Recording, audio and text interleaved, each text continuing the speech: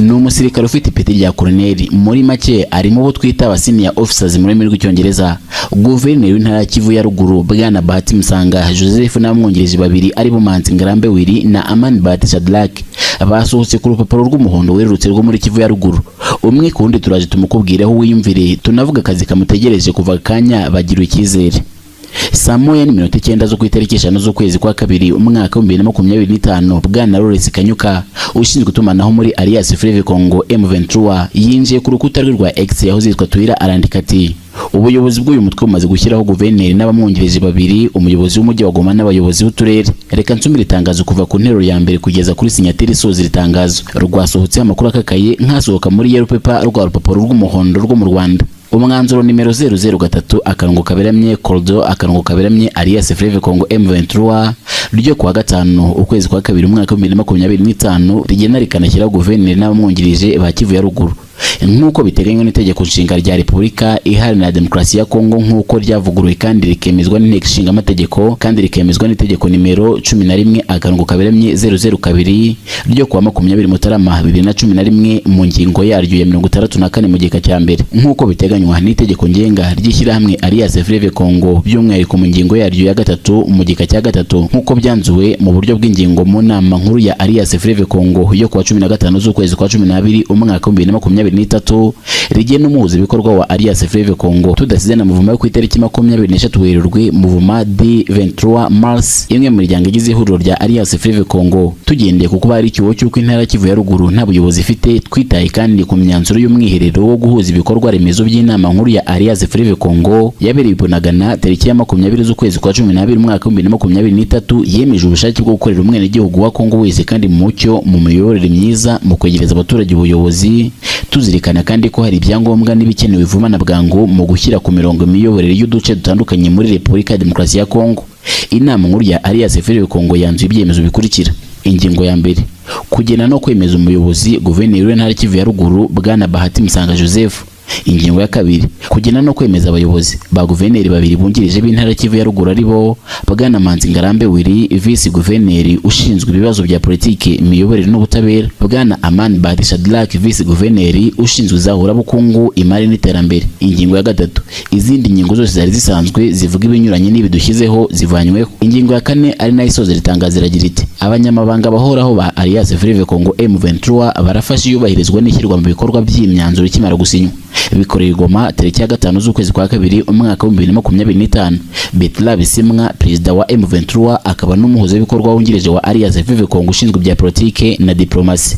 Nyuma y'iri tangazo ibinyamakuru bitandukanye byeguye amakaramu birandika biti breaking news, abandi bati amakuru mashya.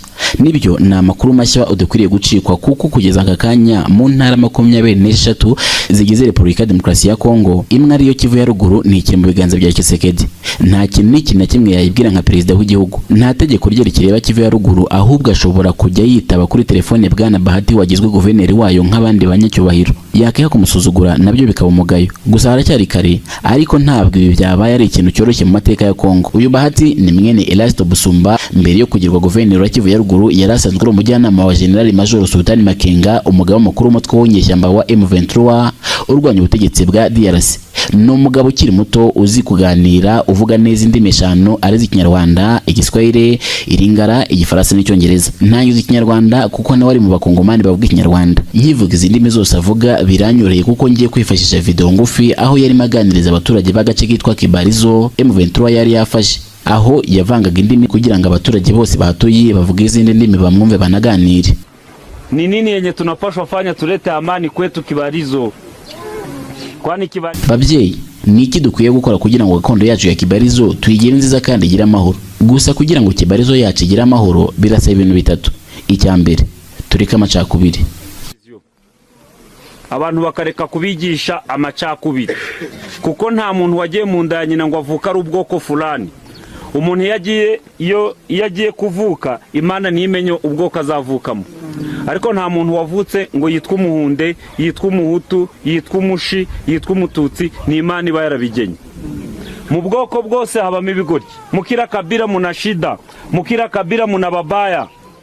Abahanga bose babonye abayobozi bashya ba Kivu ya ruguru bahurije kuko bari abantu bakiri bato basobanutse baza hisi igeze haba mu ikoranabuhanga n'ibindi. Muri terme y'ubu ni new generation izabasha kumva abakuru n'abakibyiruka muri Gen Z. Urebye mu maso ya guverineri wungirije ushinzwe ibibazo bya politike n'ubutabera Bwana Manzi, urabona ko atari muri ba basaza ba kera, nubwo gusaza atari ikibazo gusa. Nyine Manzi we ni umusore, ni umuntu uri mu bavuga rikijyana ku mbuga nkoranyambaga cyane cyane kuri Twitter. Amakuru twataraduhamiriza nuko azi cyane by'imibanire mpuzamahanga kubera igihe kinini amara agenda mu bihugu bitandukanye cyane cyane mu gihugu cya Canada. Binavugwa ko yari afite ubwenegihugu bwa kabiri. Kumuhiza inshingano n'ibibazo bya politike n'ubutabera ntabwo bibeshye, kuko hari ibibazo azahindura ibisubizo. Kugeza akanya nta makuru menshi aratangazwa ku buzima bwite bwa guverineri wungirije ushinzwe ibibazo by'izamurabukungu n'imari n'iterambere Bwana Shadrack, ariko uko amaso yacu aduha arakuze mu myaka, ndetse unarebye inshingano ze zamuhuza n'abaturage cyane, kuko iterambere ryubakiye ku kuganira n'abagenerwabikorwa b'abaturage bagafatanya kumva icyo ubuyobozi busaba n'icyo abaturage basaba, banasabwa ngo bakire banazamura imibereho yabo batera imbere, bityo n'intara yose itera imbere. Gusa muri rusange bahawe inshingano zo kuyobora Kivu ya ruguru, intara ikungahayemo ubukerarugendo kubera amazi y'Ikivu, amashyamba n'ibirunga. Amazi y'Ikivu akurura abakerarugendo cyane kuko ahuza imijyi itatu bya hafi na hafi ariyo Goma, iya Kivu ya ruguru,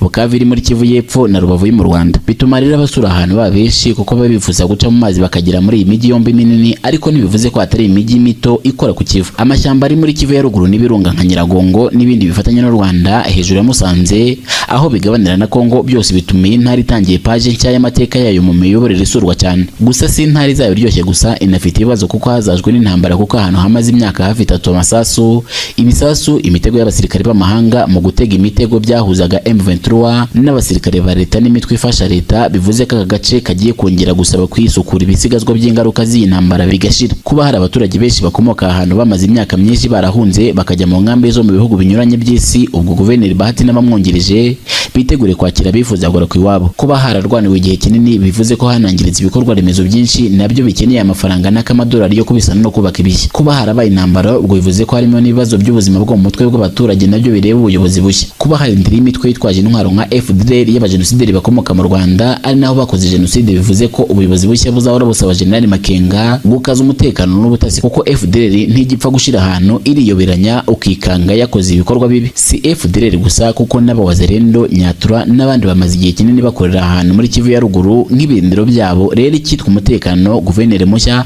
arasabwa kukitaho kuko nta mutekano nta buzima. Kivu ya ruguru yahawe ubuyobozi bushya nyuma y'uho wari guverineri wayo General Major Peter Chirimwami aharasi wagahita apfa mu byumweru 2 bishize. Kuba rero intara yose y'isi habwa ubuyobozi bushya bivuze ko Kinshasa barakaye kandi koko muri politike bifite ishingiro. Ibaze kuba wayoboraga ahantu ukumva butemera baje bafata agace bakagakikiza ingabo zifite ibitura by'imizinga, bakaha ubuyobozi bushya abahayoboraga bamwe bakicwa, abandi batemeye kuyoboka bagahanwa, mbese ukaba udashobora kuhakandagiza ikirenge nka bosi waho nk'uko byahoze. Urumva utababara? Ibi mbivugiye ko guverineri Bahati, ubuyobozi bw'ihuro Alliance Fleuve Congo, ubuyobozi bw'ingabo buyobowe na General Makenga bafite akazi kenshi gakomeye kuko Kinshasa ntinejejwe n'inshingano y'ubuyobozi bushya bwa Kivu ya ruguru. Impamvu leta ya Kinshasa itishimye nuko yo yahereye kiri beshyisi n'abaturage bayo ngo M23 irarwanira gufata uduce ikadutwara maze ikatwita igihugu kwacyo. Balkanisation mu Gifaransa. Iki rero cyo kuba Kivu ya ruguru yabaye hawe ubuyobozi bushya, leta irakomeza ibeshye kubwo M23 yatangiye balkanisation byo gufata uduce tw'igihugu ukadutwara ukatugira intara zigenga, mbese ukazisabira kuba igihugu kwacyo gifite ibendera ryacyo, indirimbo yubahiriza igihugu yacyo, ibirango by'igihugu byacyo, mbese ubwigenge bwuzuye nk'igihugu. Ibi nibyo bita intambara zigamije balkanisation. Gusa kuri M23 si ibyo ngibyo bya balkanisation, oya sibyo na gato, kuko ibyo byose by'amabendera, indirimbo y'igihugu n'ibindi tuvuze ruguru biranga bashyiraho ubuyobozi bugamije kwigenga, ntabwo M23 na Alliance Fleuve Congo bakoze, nta nibyo bigize batangaza. Niba utabyumvishe neza, ibuka aho twatangiriye inkuru. Ririya tangazo rishyiraho abayobozi bashya ba Kivu ya ruguru ryashingiye ku biteganywa n'itegeko nshinga rya Repubulika Iharanira Demokarasi ya Kongo. Abasesenguzi mu bya politiki bati kuba ubuyobozi bushya bwa Nord Kivu bugiye kwitegura ibitero politiki biva Kinshasa rwose